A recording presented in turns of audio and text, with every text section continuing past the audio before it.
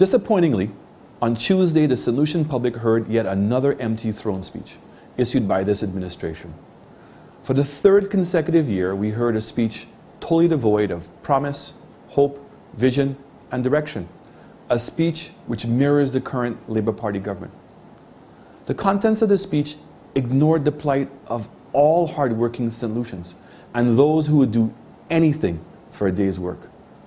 It was a slap in the face for all those who had voted for better days and jobs, jobs, jobs.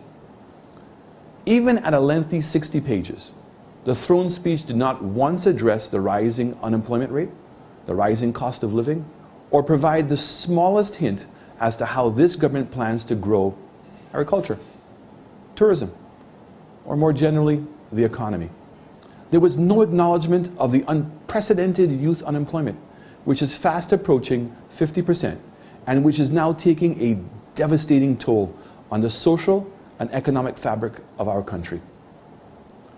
The government announced yet another new date for the reopening of the St. Jude's Hospital, which this administration promised would have been operational during their first year in office. The government has not provided any credible information or any updates on the opening of the new National Hospital. The ill-advised and politically motivated removal of the airport redevelopment tax by this government, which could have easily earned approximately $150 million, has weakened the government's ability to negotiate from a position of strength with any investors.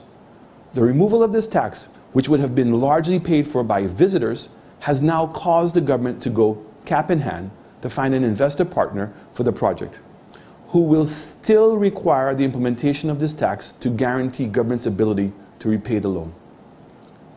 As a result of not having these monies in the fund, the new negotiations with prospective investors now includes discussions of outsourcing the management of the airport, a term which was never on the negotiating table between the United Workers' Party government and the previous investor selected to build the new Honora International Airport under a design, build, finance contract. Should this term be agreed, as seems possible, not only will we lose control of the operation of our sole international airport, but the cost of operations will undoubtedly increase, which will negatively impact upon the attractiveness of our airport and also threaten the livelihood of many individuals and local companies who operate at the airport. After roundly criticizing the design and the structure as being too expensive, unsuitable, this Labour government has now selected the very same design for the Honora International Airport project. 3 years after assuming office, this government is now looking to implement a strategy to resolve the country's dependence on foreign oil and high cost of electricity. The United Workers' Party already had plans and investors in place to address both issues. But these plans, like many other key initiatives, were criticized and discarded. Dr. Anthony and the Labour Party government continue to discard all evidence that their social and economic policies are an abject failure, and their ineptitude continues to tarnish St. Lucia's image regionally and internationally. Based on the latest unemployment figure of 25.9% and a third consecutive year of economic contraction, the worst in the OECS of 2.7%, according to the Caribbean Development Bank, one would think that Dr. Anthony would revise his policies and try a different approach.